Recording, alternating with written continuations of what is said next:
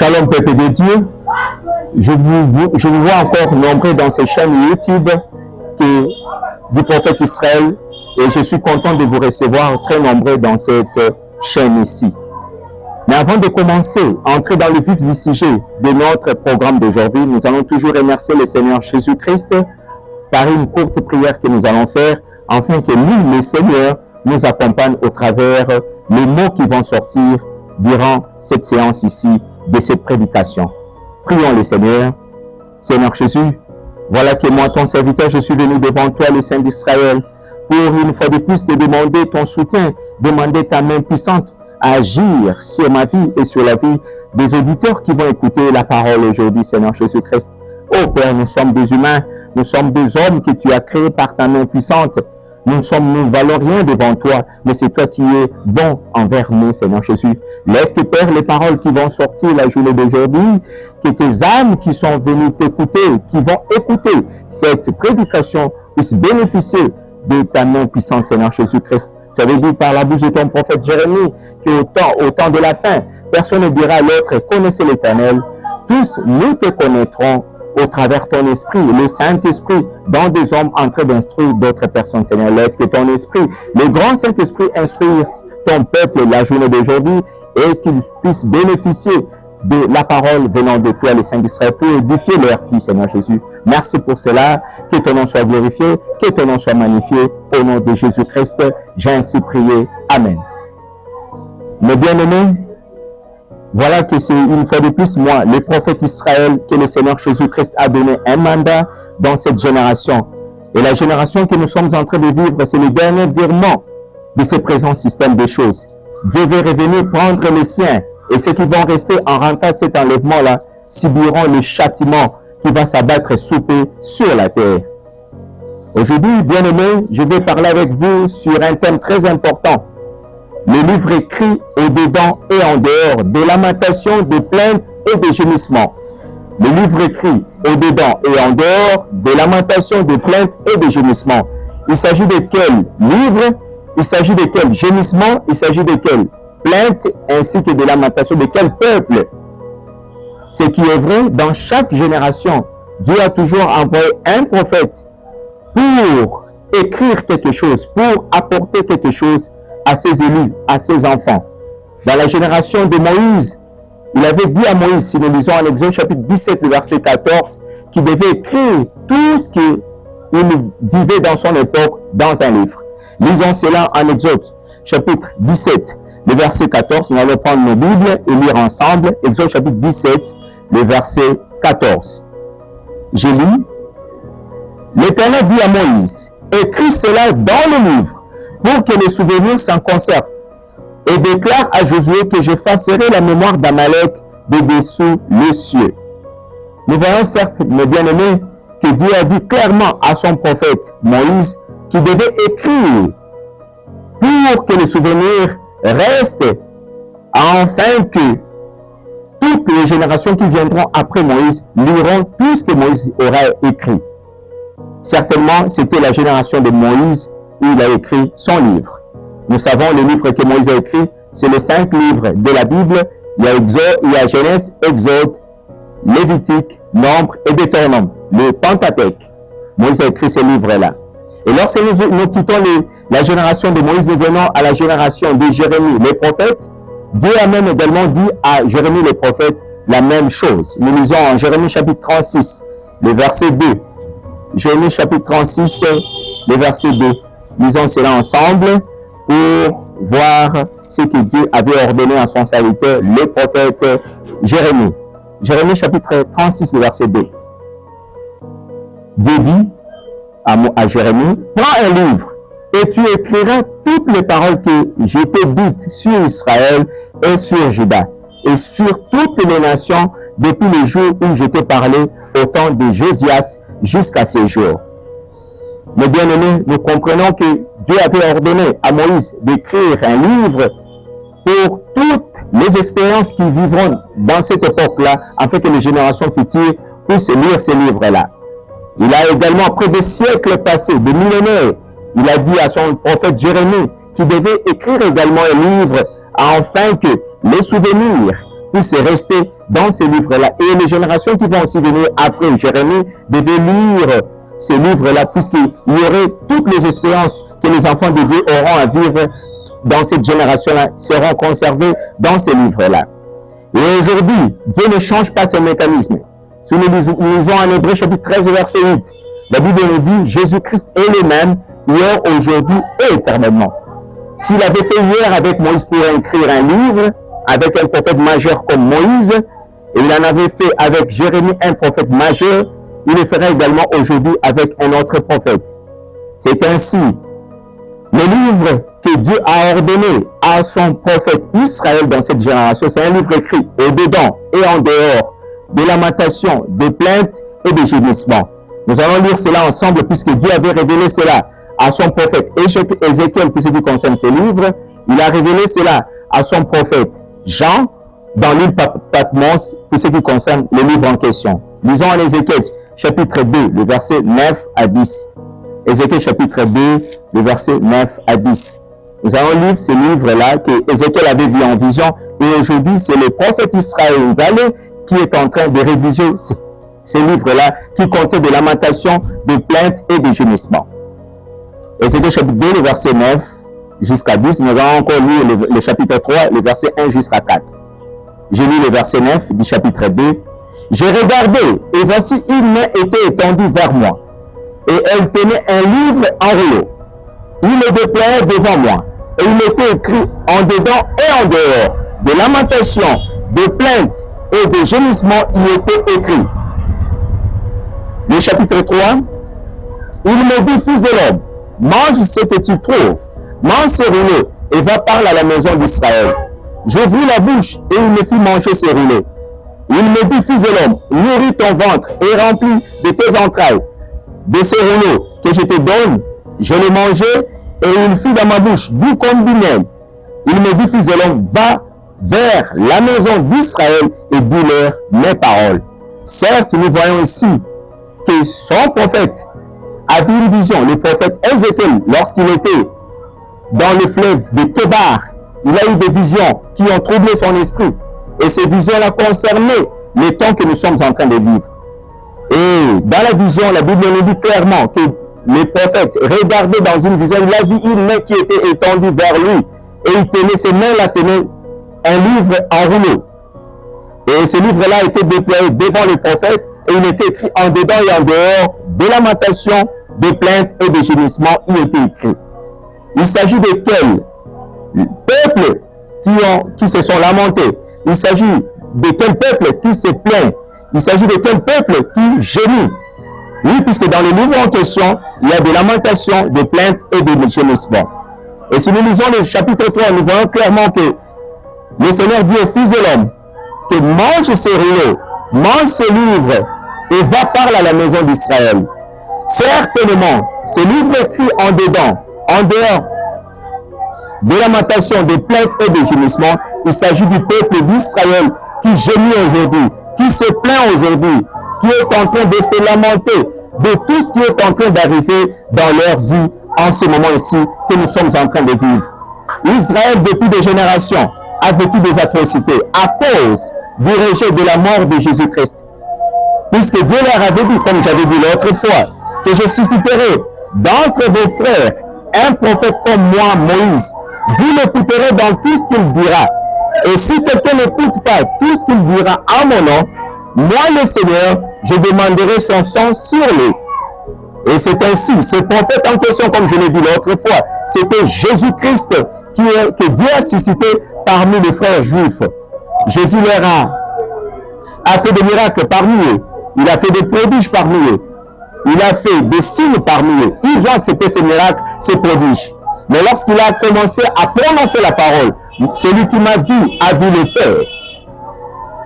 Ils ont dit c'est du blasphème. Ils ont dit c'est du faux. Ce n'est pas le Messie que nous devons entendre. Et c'est ainsi, en vertu de ce qu'ils ont refusé le Christ, ils l'ont crucifié à la croix. C'est ainsi, ils ont vécu des exactions. Ils ont vécu des choses obscures dans leur vie. Primo, en l'an 70 après la mort de Jésus, En l'an 33, l'an septembre, l'armée romaine est venue. Il a détruit la ville de Jérusalem. Il a tué, l'armée a tué plus de 70 000 juifs sous la conduite du général Titus, comme je l'ai dit l'autre fois. Et après cela, vers les années qui ont suivi, les juifs ont vécu les pogroms de Kishinev. Les juifs ont vécu beaucoup d'atrocités en Espagne, en Angleterre. Ils ont été traités de gens qui ont apporté la peste en Europe. Et c'est ainsi, ils ont commencé à se plaindre. Ils ont commencé à se lamenter à cause de ce qui leur arrivait. Et oublions qu'eux-mêmes, les Juifs, ils ont rejeté le Messie que Moïse leur avait dit en Deutéronome chapitre 18, versets 15 et 18, que lorsqu'ils rejetteront les prophètes semblables à Moïse, ces exactions-là leur devaient arriver. C'est ainsi, ils en ont vécu. Et jusqu'à aujourd'hui, ils continuent à vivre ces affres-là des exactions des nations qui sont contre eux. Récemment, nous avons vécu le 7 octobre 2023. Le Hamas, qui est un mouvement palestinien, soutenu par l'Iran, soutenu par les pays arabes, et surtout l'Iran, a frappé fortement Israël. Plus de 1400 juifs sont morts sous la main du Hamas. Toujours c'est à cause de la mort de Christ et Jésus qu'ils ont crucifié à la croix. C'est ainsi, les livres écrits en dedans et en dehors, comme Ézéchiel l'avait vu, certes, Jean aussi dans l'île Patmos a vu ce même livre-là, qu'aujourd'hui, le prophète Israël est en train de rédiger ce livre-là. Lisons en Apocalypse, chapitre 10. Apocalypse, chapitre 10. Apocalypse, chapitre 10. Le verset 9. Verset 8 plutôt d'abord. Nous commençons avec le verset 8 et nous allons descendre. Et la voix que j'avais entendue du ciel me parla de nouveau et dit, va, prends le petit livre ouvert dans la main de l'ange qui se tient debout sur la mer et sur la terre. Et j'allai vers l'ange en lui disant de me donner le petit livre. Et il me dit, prends-le et avale-le. Il sera amer à tes entrailles, mais doux dans ta bouche. Il sera doux comme du miel. J'ai pris le petit livre de la main de l'ange et je l'avalai. Il fut dans ma bouche doux comme du miel. Mais quand je l'ai avalé, mes entrailles furent remplies d'amertume. Verset 11. Puis on me dit, il faut que tu prophétises de nouveau sur beaucoup de peuples, des nations, des langues et des rois. Bien-aimés, nous voyons clairement la même vision que Ézéchiel avait vue lorsqu'il était sur le fleuve de Kébar, sur les livres écrits au-dedans et en dehors en rouleau, écrits au-dedans et en dehors de la lamentation et des plaintes. Nous voyons également à l'île Patmos, Jean, après quelques centaines d'années, Jean également vu ce livre qui est ouvert, écrit au-dedans et en dehors. Et l'ange qui tenait le livre ouvert, écrit au-dedans et en dehors, lui a dit, viens, prends le petit livre ouvert et avale-le. Et va parler à la maison d'Israël. Maintenant, il s'agit de quel livre que nous devons connaître maintenant là qui est écrit au-dedans et en dehors. Il s'agit du Talmud du prophète Israël Zalé. Oui, puisque le premier Talmud, oui, Talmud d'abord c'est quoi? Talmud c'est une interprétation, c'est une étude des Saintes Écritures. Les Juifs ont écrit le premier Talmud à Jérusalem vers l'an 300 avant d'entrer. Et au 6e siècle, ils ont écrit le deuxième Talmud à Babylone. Et le troisième Talmud aujourd'hui, c'est le prophète Israël qui est en train d'écrire cela. Et ce Talmud contient des lamentations, des plaintes et des gémissements des Juifs. Même lorsqu'ils ont connu cette atrocité le 7 octobre 2023, leur premier ministre Benjamin Netanyahu s'est plaint. Oh notre Dieu, comment tu nous as abandonnés? Ces Arabes ont venu nous massacrer. Plus de 1400 de nos concitoyens sont morts sous la main des Arabes. Donc, les Juifs continuent à se plaindre aujourd'hui. Mais aujourd'hui, Dieu leur a suscité un prophète, le prophète Israël, suscité en République démocratique du Congo, pour leur dire, Jésus que vous avez tué, c'est pour cela que vous connaissez ces atrocités jusqu'à aujourd'hui. Il y a même, on a suivi récemment, si vous suivez les informations, le ministre des Affaires étrangères de l'Iran déclare ouvertement que que tous les pays arabes puissent boycotter les produits israéliens. C'est ainsi. Israël doit recourir aujourd'hui à son prophète Israël Nzalé, qui est maintenant en scène. Le livre écrit au-dedans et en dehors, c'est réellement le Talmud du prophète Israël Nzalé. Le troisième, puisque Dieu se rend parfait en trois. Il est le Père. Il est le Père, le Fils et le Saint-Esprit. Et le premier Talmud, comme je venais de le dire, a été écrit à Jérusalem vers le 3e siècle. Le second Talmud a été écrit par les rabbins juifs au 6e siècle à Babylone. Et le 3e Talmud aujourd'hui est en train d'être écrit à Kinshasa, en République démocratique du Congo, par le prophète Israël. Et ce Talmud-là contient de lamentations, des plaintes et des gémissements. Ces Talmuds sont condensés, sont l'extrait. C'est ça l'extrait du Talmud du prophète Israël Nzalé. Les Talmuds du prophète Israël Nzalé. Si nous lisons dans le premier chapitre, le verset 1, le premier chapitre, le verset 1, il est dit, je lis avec vous, les rabbins juifs entendirent les propos de Jérémie le prophète, qui annonçait qu'un jour, la Torah ne serait plus écrite sur des tables de pierre comme Moïse le leur avait apporté à sa descente de la montagne de Sinaï, mais sur des tables de chair, c'est-à-dire gravées dans le cœur de chaque enfant d'Israël, priant et méditant la Torah du Fils de l'homme, le prophète Israël Nzalé. Certes, les rabbins juifs avaient écouté les propos du prophète Jérémie. Quels sont les propos du prophète Jérémie qu'ils ont écoutés? Lisons Jérémie chapitre 31. Jérémie chapitre 31, le verset 31. Jérémie chapitre 31, le verset 31. Regarde ce que le prophète Jérémie avait dit et les rabbins juifs, ils ont écouté cela et ils ont parlé de cela. Voici le Jérémie chapitre 31, le verset 31, la Bible dit, « Voici les jours viennent, dit l'Éternel, où je ferai avec la maison d'Israël et la maison de Juda une alliance nouvelle, non comme l'alliance que j'ai traitée avec leur père, les jours où je les ai saisis par la main pour les faire sortir du pays d'Égypte, alliance qu'ils ont violée, quoique je sois leur maître, dit l'Éternel. Mais voici l'alliance que je ferai avec la maison d'Israël. Après ces jours-là, dit l'Éternel, je mettrai ma loi au-dedans d'eux, et je l'écrirai dans leur cœur, et je serai leur Dieu, et ils seront mon peuple. Voilà un peu ce que les rabbins juifs, ils ont écouté les propos du prophète Jérémie. Jérémie disait, les jours vont venir où l'Éternel fera avec la maison d'Israël une nouvelle alliance.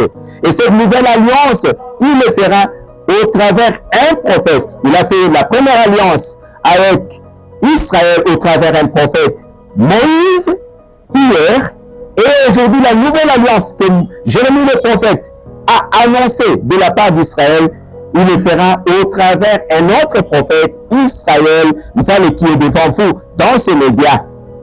Et ça ne sera pas comme l'alliance qu'il avait fait avec leur père à la sortie du pays d'Égypte, le pays de Goshen, mais ça sera une nouvelle alliance qu'il fera puisque Dieu les a fait sortir, saisis par la main pour les faire sortir de l'Égypte, mais ils n'ont pas écouté la voix de l'Éternel. Ils ont fait fi à la voix de l'Éternel. Mais c'est une nouvelle alliance qu'il fera avec eux au travers le prophète Israël. C'est ainsi, dans ce Talmud que je viens de vous montrer, le Talmud, le troisième du prophète Israël, il est mentionné les plaintes, les gémissements d'Israël, comme Ézéchiel le prophète l'avait vu en vision, comme Jean, le serviteur de Jésus-Christ dans l'île Patmos, avait vu que c'était un livre qui était ouvert, écrit dedans et en dehors. C'est ce Talmud ici que nous avons ici devant vous, mes bien-aimés. C'est ainsi dans le verset 2. Dans le verset 2 du Talmud, nous lisons ceci. Verset 2. L'Éternel Yahweh annonçait par le prophète Ézéchiel qu'il donnerait aux enfants d'Israël un cœur nouveau. Et il mettrait en eux un esprit nouveau. Il ôterait de leur corps les cœurs de pierre et leur donnerait les cœurs de chair, en sorte qu'ils suivent ses ordonnances et ses préceptes par les germes de justice qui leur suscitent en ces jours les prophètes Israël Nzalé. Ils serviront et pratiqueront ces livres de la loi gravés dans leur cœur. Certes, Dieu avait dit cela à son prophète Ézéchiel, qu'il mettra en Israël, puisque aujourd'hui Israël a endurci son cœur. Il ne veut pas écouter son Seigneur, le Seigneur Jésus-Christ. Mais Dieu a promis, il a annoncé par la bouche de son prophète Ézéchiel qu'il mettrait un cœur nouveau dans les Juifs, afin qu'ils puissent suivre les ordonnances, les préceptes de l'Éternel Yahweh, leur Dieu, au travers les prophètes Israël. Si aujourd'hui Israël est en train de gémir, il est en train de se lamenter, il est en train de se plaindre, c'est à cause de la mort du prophète que Dieu leur avait dit par la bouche du prophète Moïse qui leur susciterait. Certes, les rabbins juifs, ils sont en train de se poser une question. Qui est Israël? Israël, c'est le prophète que Dieu vous a suscité. Vous, les rabbins juifs, vous, Israël, afin que vous puissiez connaître la vive voie. Lorsque vous allez croire au prophète Israël, lorsque vous suivrez, vous allez suivre plutôt les ordonnances de l'Éternel qui va vous dire au travers son prophète, vous ne connaîtrez plus les atrocités que les Hamas, que les pays arabes sont en train de vous faire subir. Puisque Dieu, votre Dieu, Yahweh, l'Éternel, Yahweh, votre Dieu, avait annoncé cela par la bouche du prophète Zacharie. Lisons cela en Zacharie, chapitre 12. Le Seigneur a annoncé que lorsque Israël suivra les ordonnances du prophète qui leur susciterait dans le temps de la fin, il y aura la sécurité en Israël. Zacharie chapitre 12, nous allons lire cela. Nous allons lire cela. Zacharie chapitre 12. Zacharie chapitre 12, le verset 1. La Bible dit, nous allons descendre jusqu'en bas. Oracle, parole de l'Éternel sur Israël. Ainsi parle l'Éternel, qui a étendu les cieux et fondé la terre, et qui a formé l'esprit de l'homme au-dedans de lui. Voici, je ferai de Jérusalem une coupe d'étourdissement pour tous les peuples d'alentour, et aussi pour Juda dans les sièges de Jérusalem. En ce jour-là, je ferai de Jérusalem une pierre pesante pour tous les peuples. Tous ceux qui la soulèveront seront meurtris, et toutes les nations de la terre s'assembleront contre elle. En ce jour-là, dit l'Éternel, le verset 4, je frapperai d'étourdissement tous les chevaux et de délire ceux qui les monteront. Mais j'aurai les yeux ouverts sur la maison de Juda quand je frapperai d'aveuglement tous les chevaux des peuples. Amen. C'est ainsi, le Seigneur l'a dit clairement. Au jour du prophète Israël, lorsqu'il atteindra Jérusalem, lorsque je vais venir à Jérusalem, et lorsque je prononcerai la parole de Dieu envers ces Juifs qui se sont révoltés contre l'Éternel et Yahweh, leur Dieu, Dieu fera de Jérusalem, d'Israël, un coupe d'étourdissement. Toutes les nations qui viendront contre Israël ne pourront pas mettre la main au-dessus de ce peuple, puisque le prophète est au milieu d'eux. Et le prophète en question, c'est le prophète Israël Zalé. Et certainement, la colonne de feu, la colonne de nuée qui conduit l'évangile que le prophète Israël est en train d'apporter, cette colonne-là sera suspendue sur le ciel d'Israël. Et toutes les nations aux environs, tous les peuples qui chercheront à frapper Israël ne pourront pas, puisque la main de l'Éternel sera fixée sur la nation juive au jour du prophète Israël à Jérusalem. Souvenez-vous, Dieu a suscité le président Donald Trump aux États-Unis pendant que les Américains et d'autres chrétiens croyaient que ça sera une femme qui sortira aux États-Unis comme chef de l'État. Mais Dieu a confondu. Il a suscité Donald Trump comme chef de l'État pour ramener la capitale d'Israël, Tel Aviv, vers Jérusalem. Pourquoi? Pour que l'œuvre de l'accomplissement qu'il a annoncé par la bouche de son prophète Ésaïe soit accomplie.